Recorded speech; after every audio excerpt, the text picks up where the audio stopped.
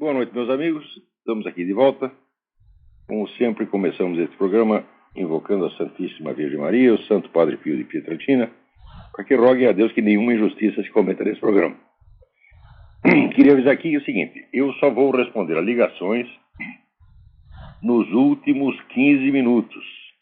E mesmo assim, se aquela molecada do Olavo de Carvalho nos odeia telefonar aqui pedindo para eu mandar eles tomar no cu, eu não vou mandar, não. Vocês querem dar o cu, vocês deem por sua conta própria, não vai dizer que fui eu que mandei. Quero avisar vocês também que o Mídia Sem Máscara está temporariamente fora do ar. Não foi desativado, vai voltar. Não se esqueçam do seguinte: vai haver aqui, de 27 de abril a 2 de maio, o curso Introdução à Filosofia de Eric Voegelin. Eu vou dar aqui em Colonial Heights. Então, inscrições pelo telefone 041-3362-0200 ou 3262-0100.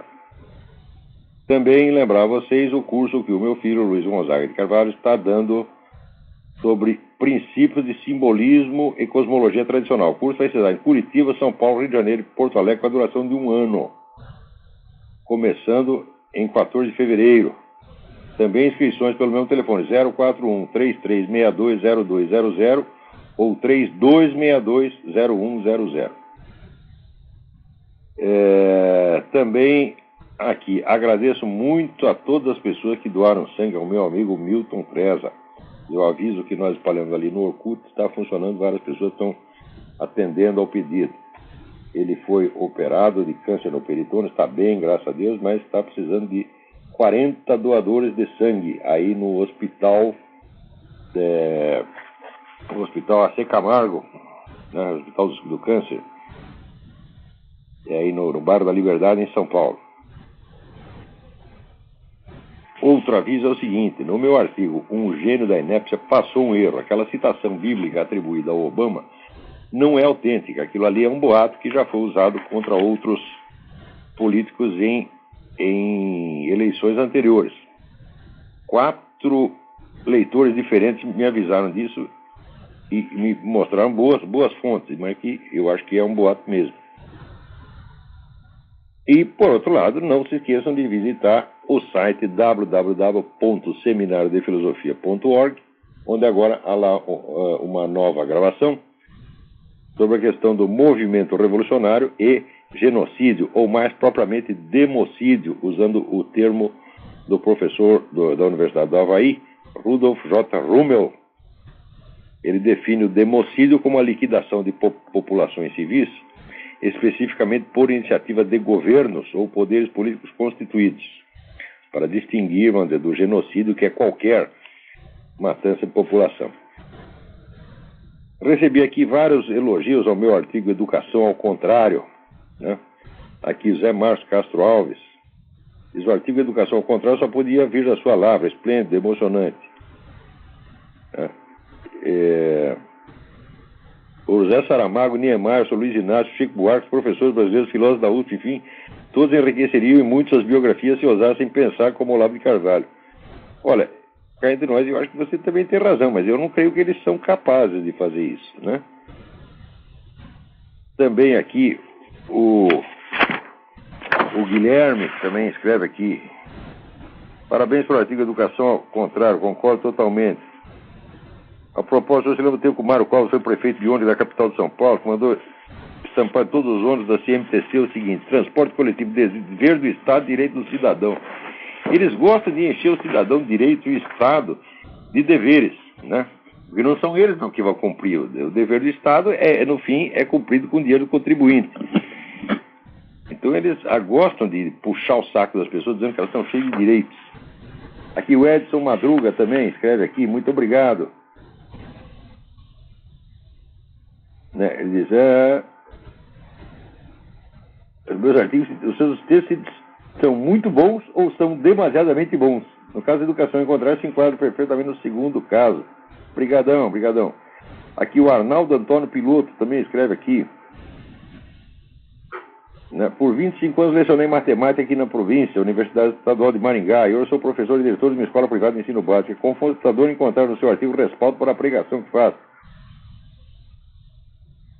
E ele aqui, ele fez um blog onde ele também combate esse descalabro da educação brasileira. É professorpiloto.blogspot.com.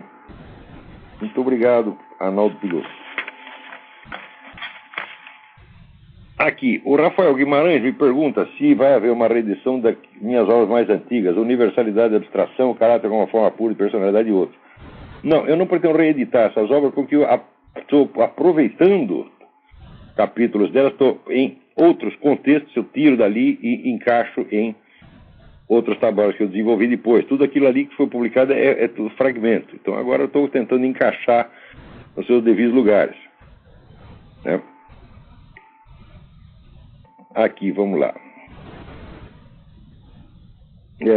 Marco Aurélio Oliveira da Silva. Esse outro programa eu vi algo sobre o grupo Bilderberg e encontrei algo que muito me surpreendeu. Segundo o autor Daniel Stulin, os membros da Suprema Corte são indiretamente escolhidos pelo CFR, o que foi determinante para o famoso caso Roe versus Wade. Roe versus Wade foi aquele caso onde legalizou o aborto nos Estados Unidos, né? E que depois se comprovou ter sido uma fraude, porque a moça dizia ter sido estuprada e pediu autorização para fazer o aborto por causa disso. Passados 20 anos, ela confessou que ela não foi estuprada, coisíssima nenhuma, que ela é induzida a dizer isso por membros do movimento abortista. Então ela mesma está pedindo uma revisão do caso Roe versus Wade. Então, olha, não é os membros da Suprema Corte, todo mundo que manda nesse negócio, se não passar pelo CFR, não chega lá. Essa que é a verdade, né? CFR, Council on Foreign Relations, é um think tank privado fundado pelo Rockefeller, que reúne todo mundo que tem algum poder aqui, né? Então, embora o CFR, enquanto instituição, não tenha nenhum programa político em especial, o fato é que quem manda lá são os Rockefeller. Se você desagradar os caras, você não chega a parte alguma. O que não quer dizer que eles escolham positivamente. Eles não vão dizer, olha, tem que ser fulano na Suprema Corte. Não, eles simplesmente dão, quando não gostam do sujeito, né? Fazem lá uma cara feia e o presidente treme nos alicerces e diz, sim, senhor patrão, sim, senhor, pode deixar que eu ponho o outro. É assim. Não.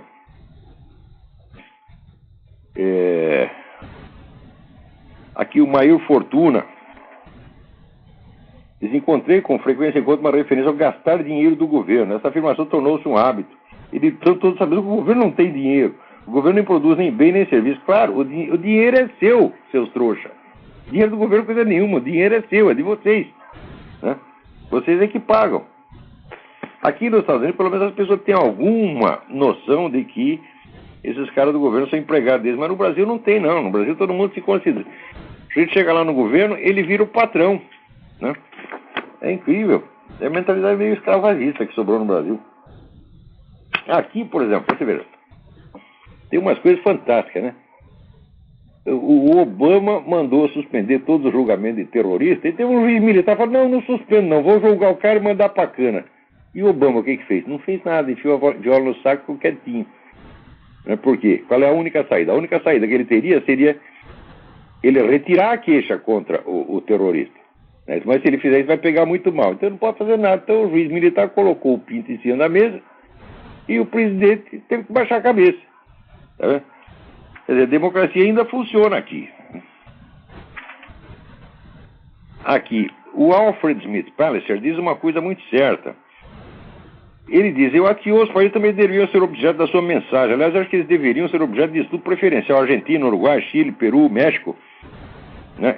É verdade, em todos esses países tem gente muito interessada nesse assunto e eu tenho muitos leitores lá. Houve um tempo em que um grupo de padres de Brasília traduzia todos os meus artigos para o espanhol. Mas depois que o padre que estava lá, o padre Xavier, voltou para a Espanha. E daí acabaram as traduções. Eu ainda tenho várias em arquivo, mas elas estão fora do ar. Vou ver se coloco novamente. E vou seguir a sua sugestão, viu, Alfred? Obrigado.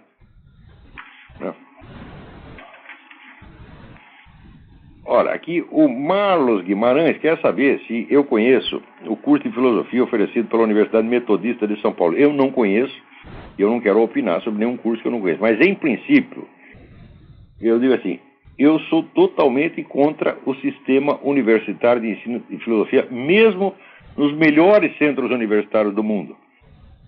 Por quê? Porque o exercício da filosofia ele implica necessariamente, ele inclui necessariamente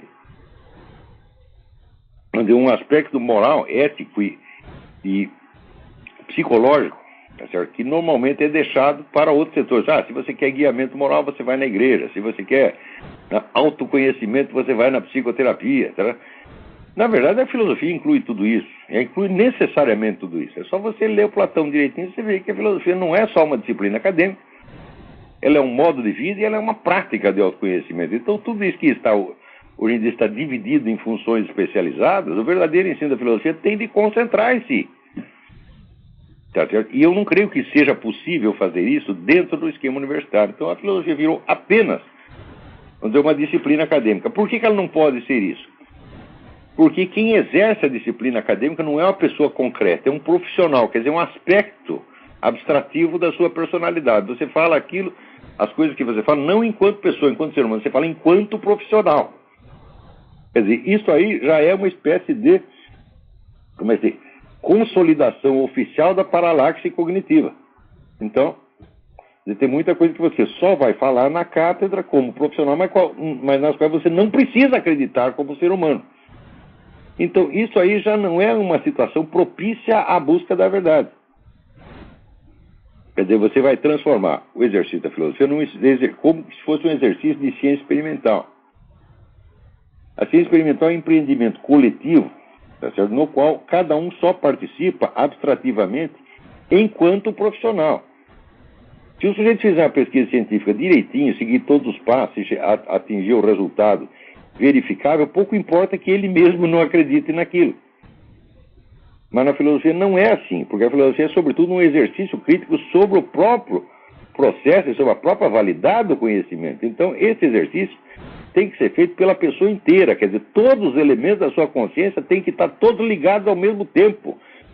Pela pesquisa científica você pode fazer até meio dormindo. Por quê? Porque é um negócio coletivo, né? Tem um monte de máquina trabalhando para você. Então, se você deixar... Tem pesquisa científica inteirinha que o computador pode fazer sozinho, sem a participação humana. Mas na filosofia isso não é possível. Na filosofia tem de estar totalmente presente. E não é a consciência abstrata de um profissional, é a consciência concreta de um ser humano real, com toda a sua responsabilidade social, moral, etc. Né? Então, este aspecto formativo, vamos dizer, da filosofia até hoje não existe, né? na universidade. Quer dizer, na universidade o professor faz de conta que todas as pessoas ali são normais, que todas são pessoas adultas, que estão capacitadas, são todo um monte de spoldaios, quando não vai ver, não é. Aquilo é um bando de neurótico, de adolescente maluco, né? E o ensino prossegue impávido colosso, fazendo abstração disso, como se fosse um detalhe irrelevante. Então vira essa palhaçada, quer dizer, é o exercício de um ritual profissional acadêmico só. É tudo fingimento. Isso, claro que você não é obrigado a exercitar aquilo como fingimento ritual. Tá certo? Se você quiser fazer a coisa com total sinceridade, você faz. Só que o ambiente não te estimula a isso, o ambiente é indiferente a isso. Quer dizer, se for tudo fingimento, não tem importância. Só que isso aí produz filosofia de muito má qualidade. Se você vê o investimento que tem em faculdade de filosofia nos últimos 50 anos, para sair o quê? Não saiu nada, pô. Primeira metade do século XX foi uma maravilha. Não é isso? Sobretudo nos países que estavam mais conturbados, né? A Alemanha, a Áustria, né? Os países que tinham mais problema, né? Tchecoslováquia, né? A Hungria. Então ali teve, vamos dizer, uma explosão de criatividade filosófica, foi um negócio monumental. Na segunda metade do século XX acabou tudo. Só sobrou os caras que eram remanescentes, quer dizer, camaradas que na metade do século XX já estavam com 60, 70 anos e continuaram trabalhando mais um pouco, que nem Eric Voegelin, Bernard Lonergan, Xavier Zubiri, etc. A segunda metade do século XX, em matéria de filosofia, não produziu rigorosamente nada que valha a pena. E, no entanto, o aparato acadêmico para o ensino da filosofia, nesse meio tempo, cresceu formidavelmente. Os recursos materiais hoje são fantásticos. Não que esses recursos materiais, o crescimento deles seja errado. Claro que não, tudo isso é muito bom, mas isso não basta. Você tem um outro lado, que é o lado o lado psicopedagógico do ensino da filosofia, né? O ensino verdadeiro da filosofia só existe mesmo onde há um filósofo em exercício, vamos dizer, com a plenitude dos seus meios. Onde você tem um filósofo de verdade trabalhando, produzindo, ali se forma em torno dele um círculo de aprendizado, como se formou em torno de Xavier Zubiri, em torno de Eric Fögel e tal. A filosofia não pode ser ensinada por professores de filosofia, ela só pode ser ensinada por filósofos, realmente. Filósofo quer dizer o sujeito que cria filosofia. No Brasil não tem ninguém fazendo isso, exceto, meus filhos, este que vos fala. Lamento muito. Olha, você vê como a situação está ruim, o melhor da praça sou eu. É desesperador. Vamos lá.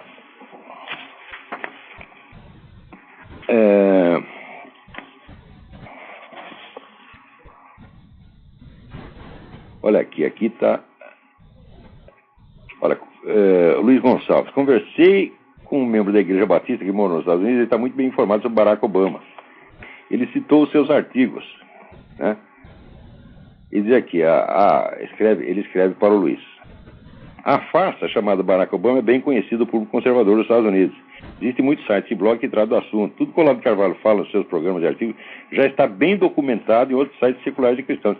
Claro que está. Tudo isso aí, por exemplo, aquela questão do alistamento militar. Eu afirmo que aquele documento é falso. Não tem como escapar disso aí. A certidão de nascimento que o Obama publicou no site,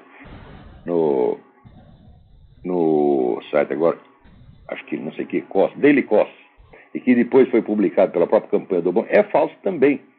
Então eu nem entendo mesmo esses ditos conservadores americanos, porque, note bem, se você encobre todos esses fatos, se você quer depois vencer o Obama no terreno ideológico, você está topando, é como topar uma briga de boxe com a mão amarrada ou as duas amarradas. Quer dizer, se no ponto vulnerável do sujeito você não pode acertar, então você já está dando vantagem para ele, né? Quer dizer, o sujeito evidentemente é um falsário, um vigarista. Ele já deveria ter sido processado por essas coisas, em vez de você tentar entrar num debate ideológico com ele. Por que eu vou entrar num debate ideológico com o sujeito? Cita aqui, ele é um falsário e não deveria nem ser aceito como candidato. Para quê? Agora, todo mundo quis encobrir isso aí porque é o negócio sabe, a obsessão da polidez. Nós não podemos tocar nisso porque é muito desmoralizante. Mas é desmoralizante para ele, não para você. Qual é o problema? O cara tinha que ter sido vetado logo no início. Agora se criou essa palhaçada e o pessoal então fica discutindo a situação como se o Obama fosse apenas, vamos dizer, um esquerdista, mas um esquerdista honesto. Mas o problema dele não é esquerdismo. O problema é que ele é fake, porra. Então vamos lá. Olha aqui, o Pedro Francisco Ângelo. Tenho acompanhado seu programa Throat Speak já há algum tempo. Suas observações, especialmente em relação ao Brasil, são bastante acuradas. Gostaria de participar dos seus cursos para aprender. Como devo proceder? É muito simples. Você vai lá na página www.seminariodefilosofia.org, se inscreve no seminário, que você vai pagar $20 por mês, e daí em fevereiro, até o fim de fevereiro, ou no máximo começo de março, nós vamos começar um curso de filosofia com a duração de 5 anos. Online, vai ser transmitido ao vivo, online, com uma linha telefônica aberta para perguntas. Então, é só você fazer isso. Quando começar o curso, talvez haja algum acréscimo na mensalidade, não muita coisa, $5, $10 no máximo, por causa de despesas que nós teremos com o curso. Só isso, mas talvez, se eu puder evitar até isso, evitarei. Agora, aqui, o José Santini me manda uma mensagem muitíssimo importante, em que ele fala dos livros Le Travail Intellectuel et la Volonté, o trabalho intelectual e a vontade, e o livro L'Art de l'Apprentissage d'écrire, de Jules Payot. Eu li esses livros, li um monte de livros de Jules Payot 20 anos atrás, são fabulosos mesmo, você tem toda a razão, José Santini. Eu simplesmente esqueci de mencionar, né? Esses livros são cheios de sugestões absolutamente maravilhosas. L'Apprentissage de l'Art d'écrire, você trocou aqui as bolas. né? E o outro é Le Travail Intellectuel et la Volonté. Então, pro Jules Payot, P-A-Y-O-T. Vocês encontram isso em edições pré-históricas, você está entendendo? Em sebos. Eu no Brasil comprava um monte lá na livraria brasileira, uma livraria comunista que tem ali no centro da cidade, mas tinha livros espetaculares. Muito bem.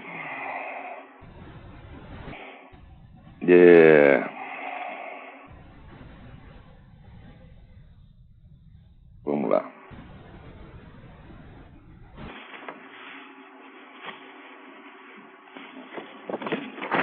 Olha aqui, ó, que coisa ótima. Perguntaram para o índio, chefe duas águias da tribo sul, qual é o problema com o homem branco? Ele disse, o homem branco chegou num país onde a administração era dos índios. Não havia impostos, não havia dívida pública, tinha búfalos suficientes, castores e água potável.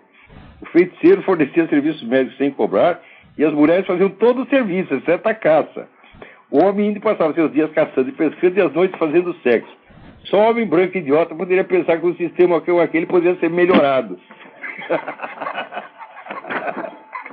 Esses índios também botavam as mulheres para trabalhar e ficavam só se divertindo, porra.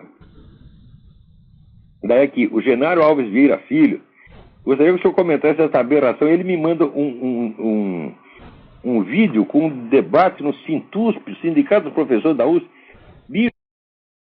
aquelas que a gente via assim, sabe, em Sindicato dos Varredores de Rua, né, de São Tomé das Letras, né, nos anos 50, o nível é mais ou menos esse, né, sabe aqueles velhinhos comunistas idiota pra caramba, falando besteira, é só isto, mas é uma coisa medonha, né, ai. Daí ele pede aqui, eu gostaria de um comentário sobre a corrente filosófica norte-americana denominada pragmatismo. Bom, olha, o pragmatismo começou aqui no século XIX com William James, né, e o Charles Sanders Peirce. A ideia básica do pragmatismo é o seguinte, é que a linguagem humana não pode ser uma representação do mundo objetivo. Né? Quando você dá um conceito de uma coisa, não é que você está descrevendo uma realidade, você está apenas expressando o uso que você pretende fazer daquela coisa. Eu sempre achei que isso não faz o menor sentido, porque a expressão do uso que você pretende fazer da coisa também é uma descrição objetiva de um dado da realidade, que é o quê? O uso que você pretende fazer da coisa. Então, se eu, por exemplo, dou aqui um conceito de elefante, o pragmatista diz, mas isso não é uma descrição objetiva do elefante, é uma descrição do que você pretende fazer com o elefante. Eu digo, mas é uma descrição objetiva ou também é uma descrição subjetiva, né? Se o meu conceito de elefante é apenas a descrição de um uso que eu pretendo fazer do elefante, então a minha descrição do conceito de elefante também é a descrição que eu pretendo fazer do uso que eu pretendo fazer do conceito. E essa, por sua vez, é uma descrição do uso que eu pretendo fazer do conceito e assim por diante. Quer dizer, a norma fundamental, a regra fundamental do pragmatismo não faz o menor sentido. Tá certo? Eu sempre achei que todos os pragmatistas, incluindo William James, são subfilósofos. Charles Sanders Peirce, eu acho assim, cômico.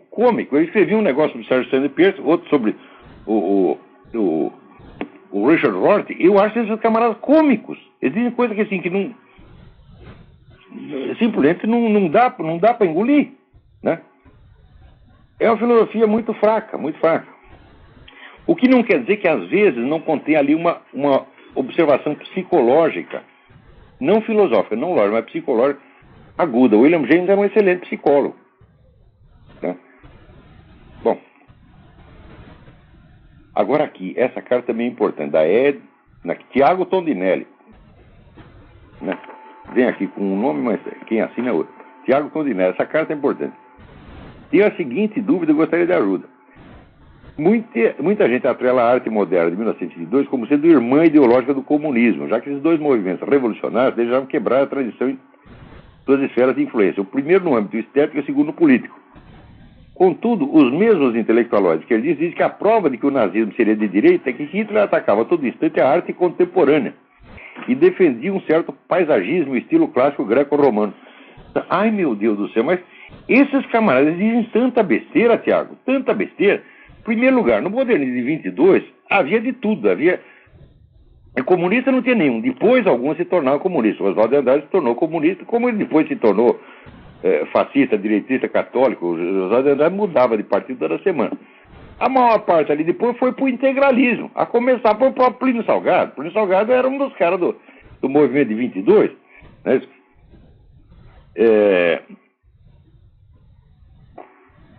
Mas na Europa a mesma coisa. Muitos dos próceres do modernismo aqui foram tudo pro fascismo.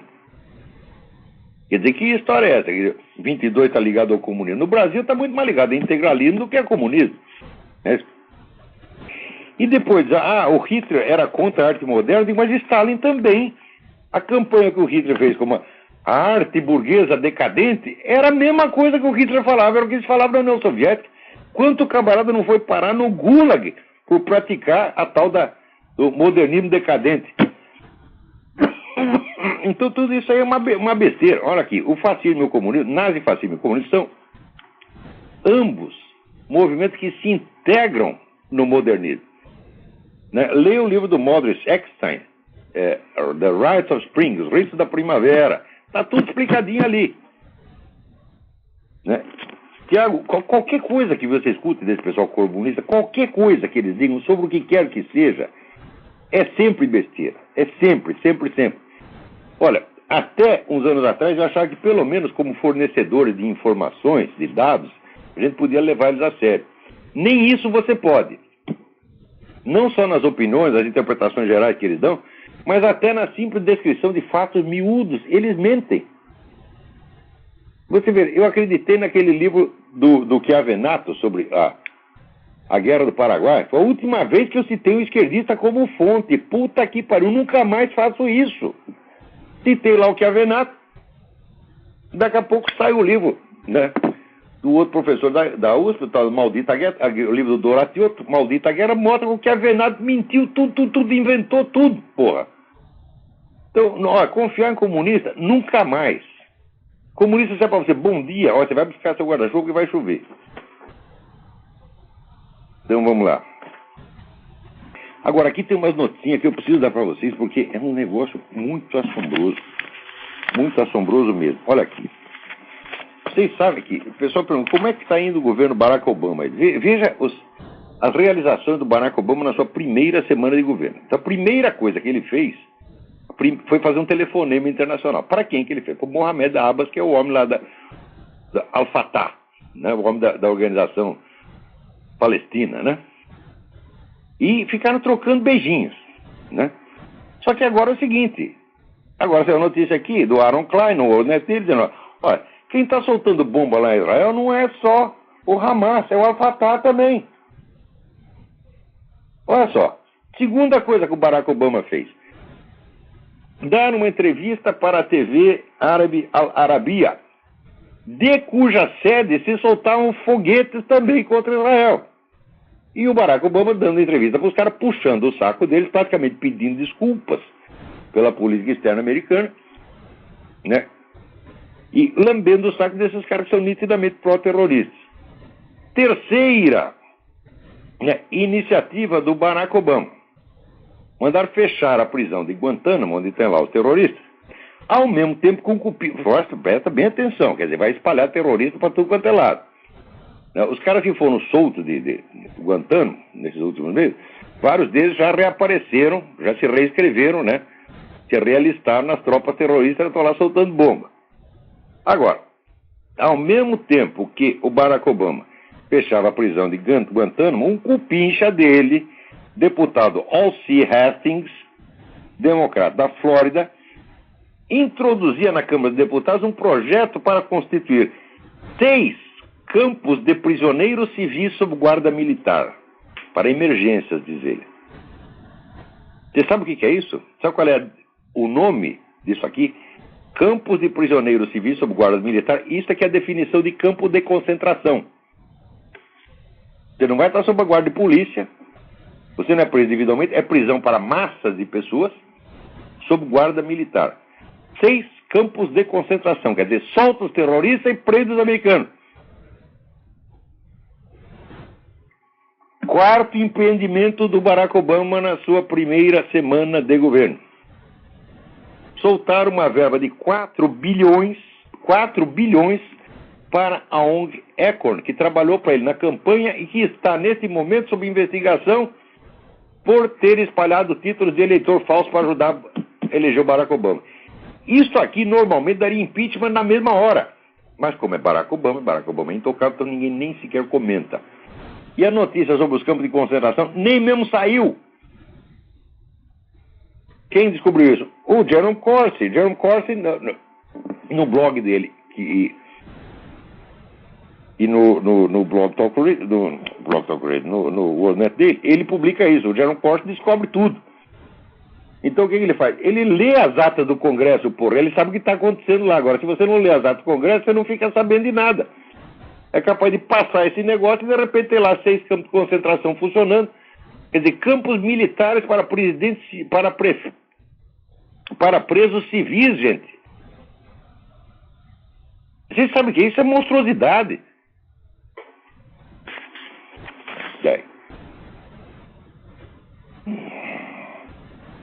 Agora, aqui também saiu um artigo do John Lott, saiu ali na Fox News. Procurem lá, o link é muito grande para dar para vocês, mas pelo título, vocês colocando no Google, você John Lott, John R. Lott, L-O-T-T, como aquele marechal que foi candidato a presidente do Brasil, Marshall Lott.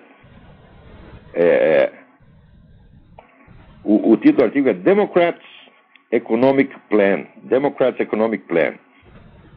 Então, ele diz o seguinte, diz, olha, o pessoal está tudo falando de crise econômica, fazendo um barulho, mas atenção.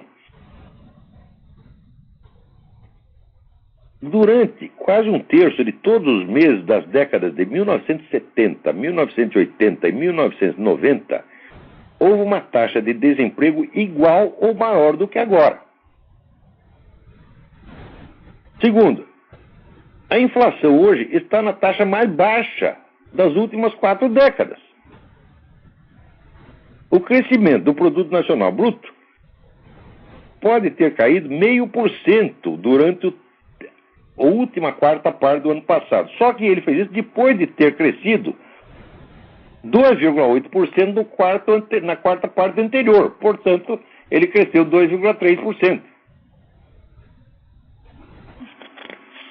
Então, que merda é essa? Que caça de crise é essa? Mas olha aqui. O senador democrata Chuck Schumer espalhou uma notícia de que ele tinha dúvidas, de que ele tinha informações, inside information, de que o banco, IndyMac Bancorp, tinha poucas chances de sobreviver. Ele não deu nenhuma prova disso, não tem o menor indício de que isso acontecesse, mas tão logo ele disse, os depositantes retiraram dali 1 bilhão e 300 milhões de depósitos. Aí o banco faliu. É assim que eles estão fazendo crise, gente. Eles anunciam, tal firma está mal. No dia seguinte a firma está mal mesmo. Você sabe como é que é esse negócio em bolsa, pô? É assim mesmo. A bolsa funciona assim e banco a mesma coisa. Você fala, o banco está falindo. O que você faz? Você tem conta ainda, sei lá, no Itaú, no Bradesco e tal. Daí chega lá um sabireta, ministro, não sei quanto, o deputado, o senador, fala, o banco está falindo. A primeira coisa que você faz, vai correndo lá e pega o seu dinheiro. Só que todo mundo faz a mesma coisa, daí o banco vai para as picas mesmo. E foi assim. Então, diz o John Lott, em alguns anos tudo vai voltar ao normal. É isso? Mas daí vai voltar ao normal automaticamente. E daí os democratas vão dizer que havia uma crise terrível e que eles consertaram tudo. Quer dizer, a crise é inteiramente fabricada, gente. O que estava em crise realmente era a Previdência. Né? Então, através da Previdência, estão acertando 2 ou 3 bancos. Mas 2 ou 3 bancos não são uma crise nacional. Só aqueles bancos que foram idiotas o suficiente para acreditar em Barack Obama, Chuck Schumer e outros, e emprestar dinheiro para quem não podia pagar. Aqui o meu banco, que eu não vou dizer o nome, né? Eu fui lá e pedi, queria fazer uma cerca custa caríssima aqui, fui lá pedir $5 mil. Os caras falaram, não, nós não vamos te dar porque você está devendo $100 para, não sei o que, acho que devia para o PayPal. Fizeram muito bem. Vou ficar bravo. Mas isso que é um banco que presta. O banco foi lá investigar, minha coisa, estou tendo dívida aqui, enquanto eu não pagar, nós não podemos te emprestar. É assim que se faz. Agora, chega lá o sujeito e diz, eu quero um empréstimo para pagar minha hipoteca. Né? Qual é o seu currículo? Ele diz, bom, eu já tive preso 4 vezes, né? Meus filhos estão tudo no reformatório, né? Matei 3 pessoas, né? Fugi do serviço militar, né? Queimei a bandeira americana, pronto, está aqui. Esse aqui é o meu currículo. Daí o banco, sim, senhor é excelente cliente, toma lá seu dinheiro. Né? E quem garante o dinheiro? O governo. Então aí não vai. Agora, também outra notícia dessa semana muitíssimo importante. Saiu no Der Spiegel, na Alemanha, dizendo que o governo russo, né, afirmou que ele tem total direito ao Polo Norte e regiões circunvizinhas. Eles precisam de matérias-primas que tem ali, né, sobretudo no Oceano Ártico, né? E eles querem tudo para eles. Eles avisaram que não vão dividir com ninguém e que a defesa daquela região será feita por meios militares. A ocupação da região será feita por meios militares. Atenção! Enquanto o mundo inteiro está falando de globalizar, né? Dissolver as soberanias, etc, etc. A Rússia não. A Rússia quer a sua soberania pôr o pino na mesa. Tá, né? E ela que paga, né? O dinheiro da KGB paga todos esses bosta que ficam falando de globalismo e governo mundial, etc, etc. Né? Daí eles falaram isso, e olha, quem está muito entusiasmado por isso é um sujeito chamado Alexander Dugin. Eu já há anos falo do Alexander Dugin. O Alexander Dugin é o homem mais importante do mundo. Ninguém conhece. Você nunca vai ler o nome do cara no New York Times, não vai ouvir na CNN. Presta atenção, é o homem mais importante do mundo. É um filósofo russo maluco, tarado, tá certo? Gnóstico. E ele quer fazer, diz ele, a reunião dos 3-3. 3-3 é a terceira Roma, que é a Igreja Ortodoxa Russa, né? O terceiro Reich e a terceira Internacional. Então juntar o tradicionalismo russo, mais o nazifascismo e o comunismo, tudo para foder com o Ocidente. E, note bem, incluindo nisso o Islã, absorve o Islã. O Islã é um dos elementos fundamentais da estratégia do Alexandre Dugin, né? Então, e atenção, o Alexandre Dugin é o guru do Putin.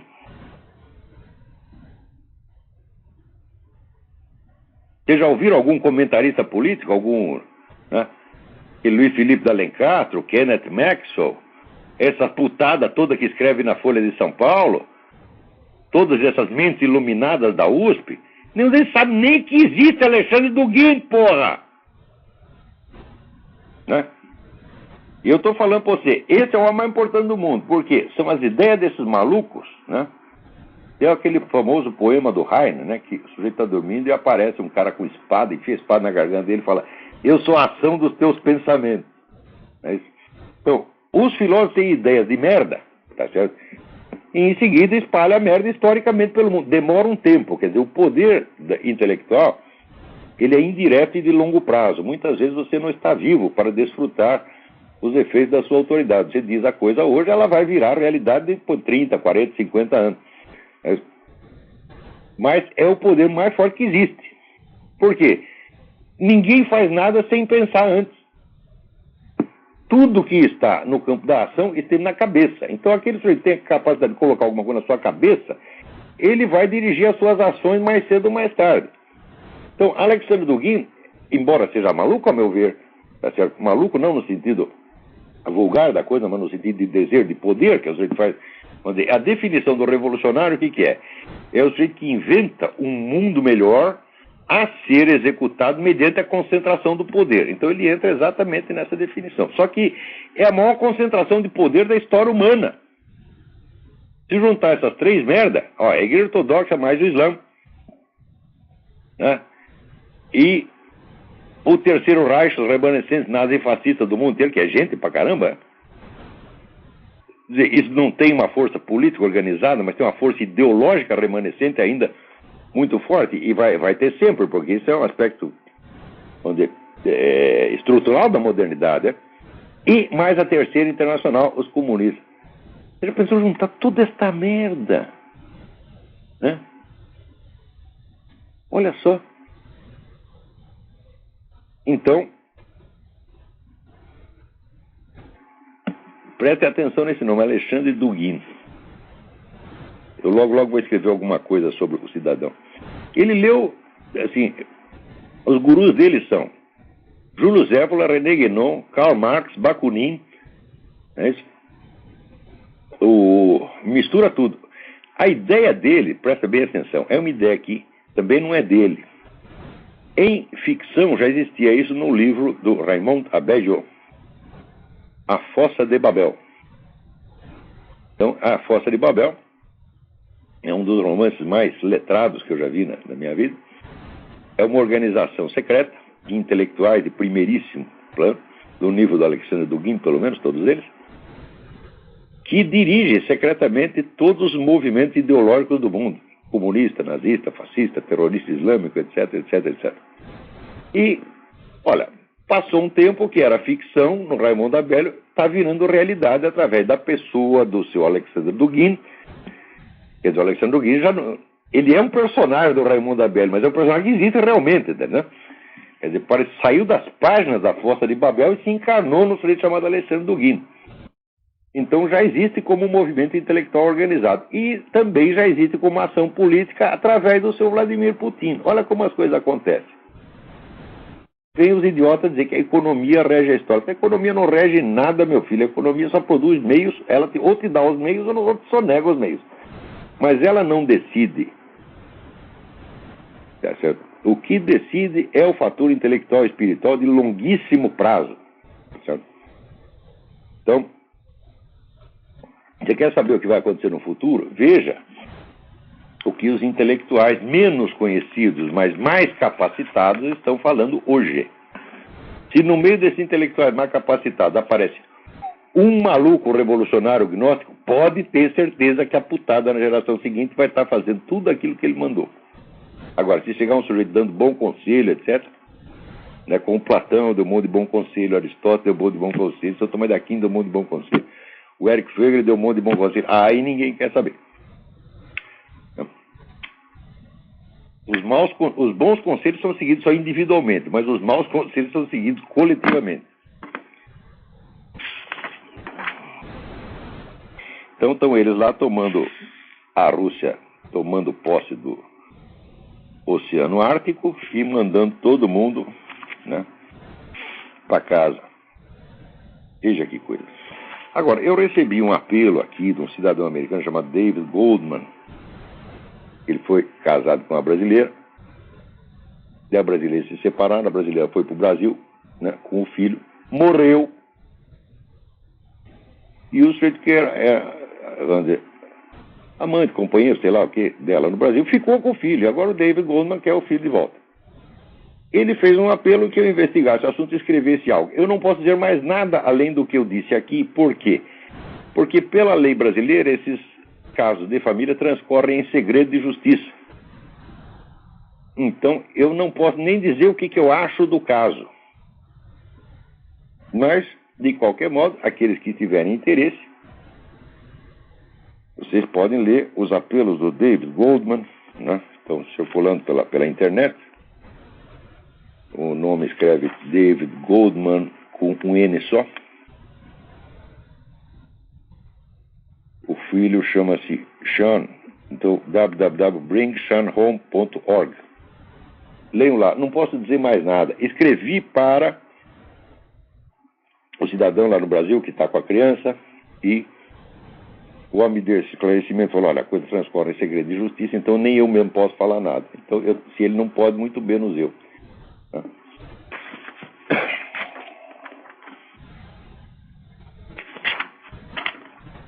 Vamos lá. Olha aqui. O irmão do Obama foi preso lá no Quênia por maconha, porte de maconha. O cara é um miserável que vive lá numa favela, todo fodido, né? Agora, aqui, você sabe qual? Se fosse, né, o primo, irmão do tio, da avó, do sobrinho do George Bush, sairia manchete em todos os jornais do país. Aqui, como é com o Obama, até os republicanos dizem, não se deve explorar essas coisas, isso aí é golpe baixo, né? Então, como golpe baixo? Olha aqui, o Obama, no livro de memórias dele, ele diz que ele aprendeu com a tia a ser o guardião e protetor da família. A tia está morando numa favela aqui, e o irmão está morando em outra favela no Quênia. O filho da puta ganhou 1 milhão, custava, mano, ó, se mandar, presta atenção, se mandar 200, eu estudo um pouquinho a situação na África, eu sei como é que tá, $200 no Quênia é um dinheirão. Se ele mandasse $200 para cada parente no Quênia, estariam todos vivendo maravilhosamente. Tiraria o irmão dele da merda, salvaria a vida do irmão. Algum dia ele se preocupou com isso?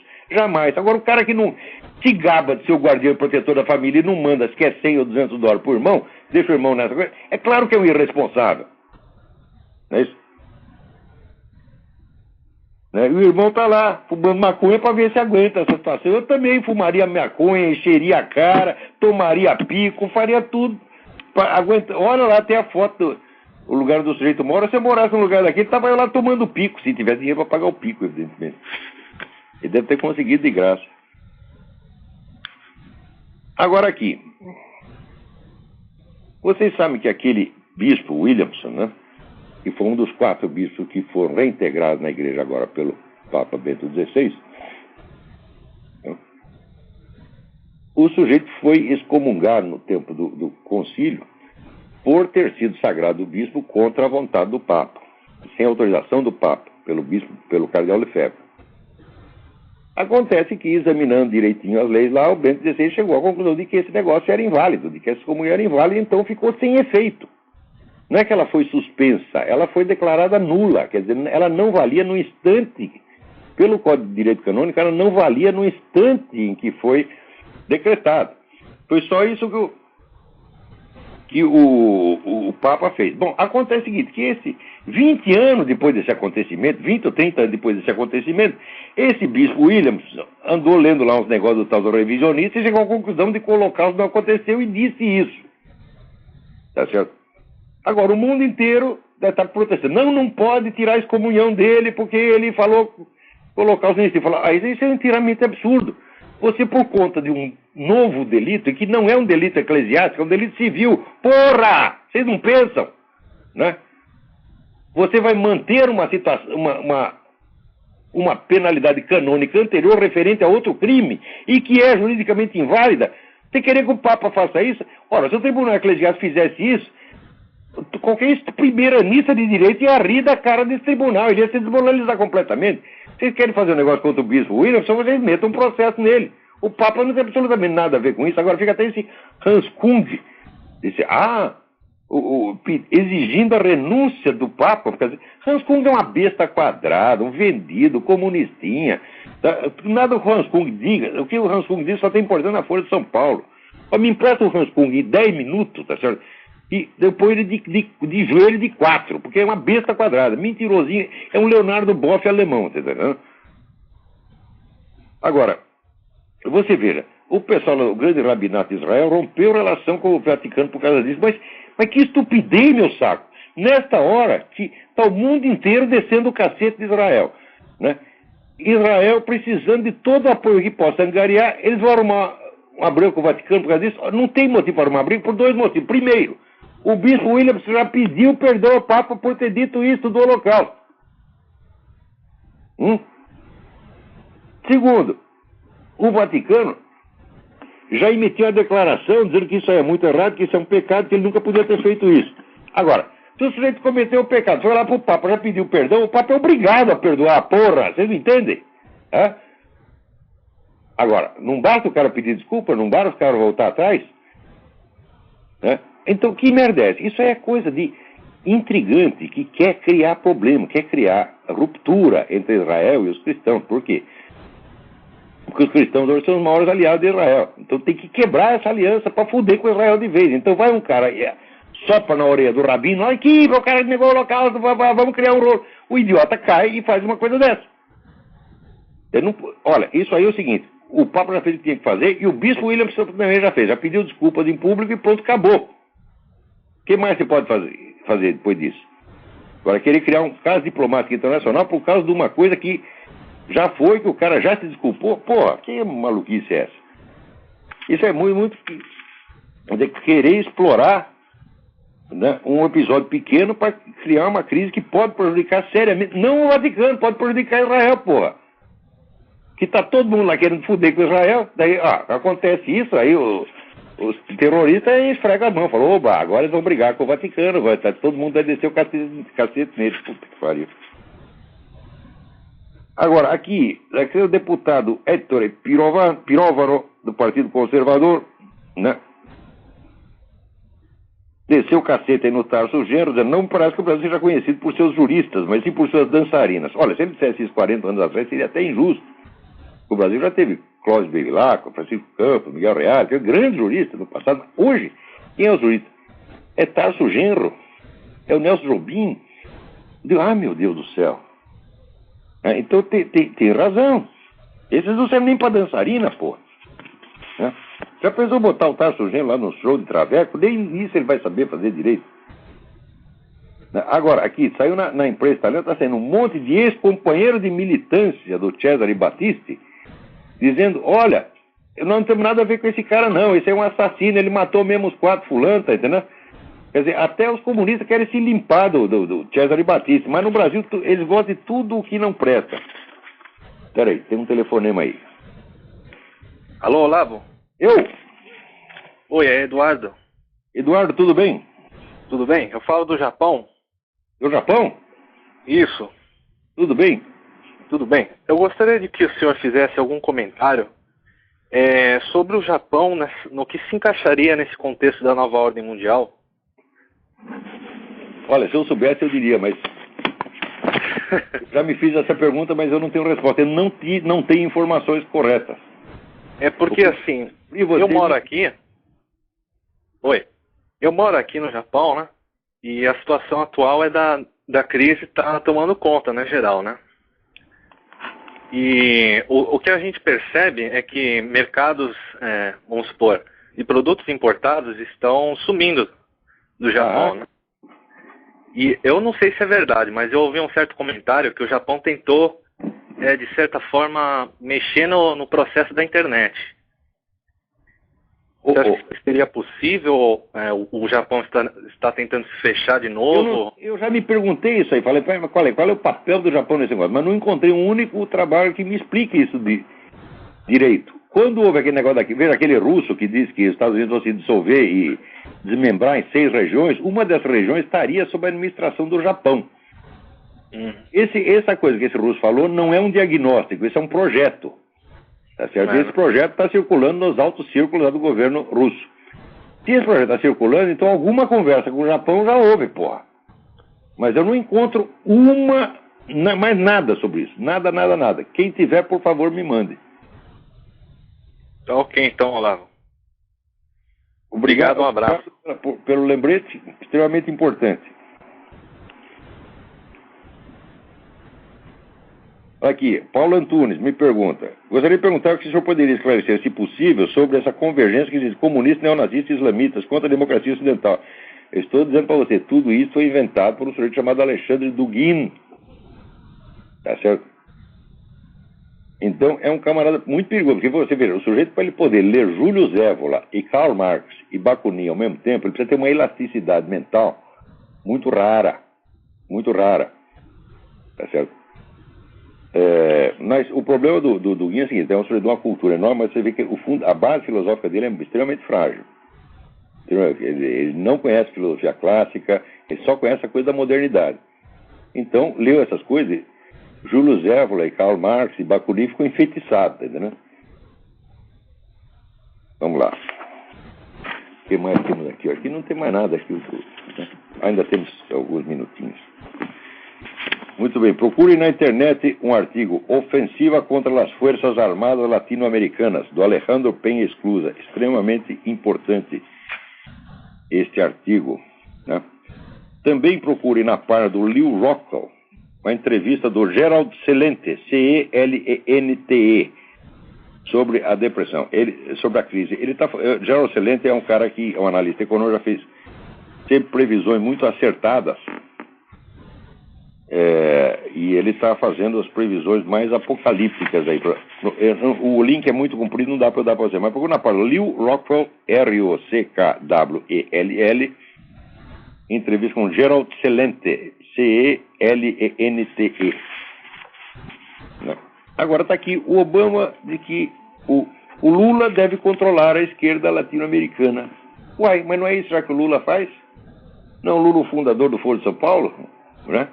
O Lula já está fazendo isso, porra.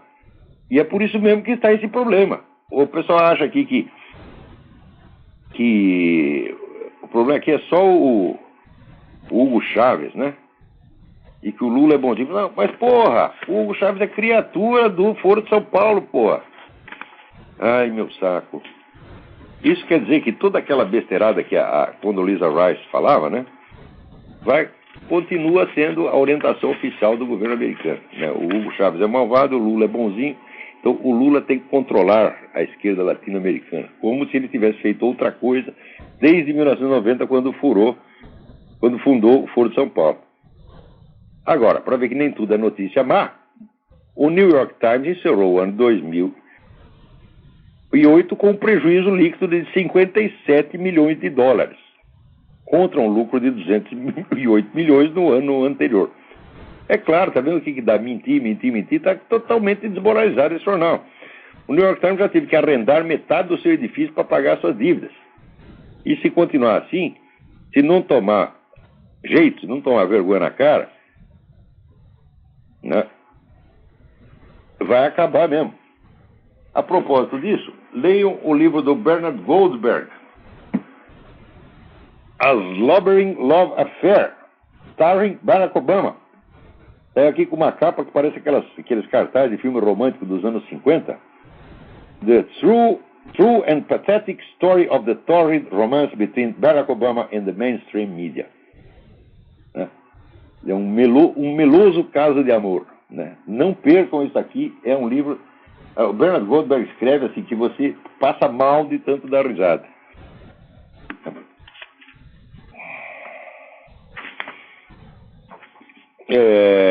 Aqui o Fábio, através do Orkut, pergunta: no seu excelente artigo A Cultura e o Genocídio, talvez o melhor que o senhor tenha escrito, ao descrever a primeira corrente que busca explicar as raízes do nazismo, o senhor fala no subsolo irracional e satanista da cultura alemã. Olha, a melhor coisa para você entender isso aí são dois livros sobre a história do cinema alemão, onde ali aparece condensado toda essa subcorrente satanista. Um é o livro da Lotte Eisner.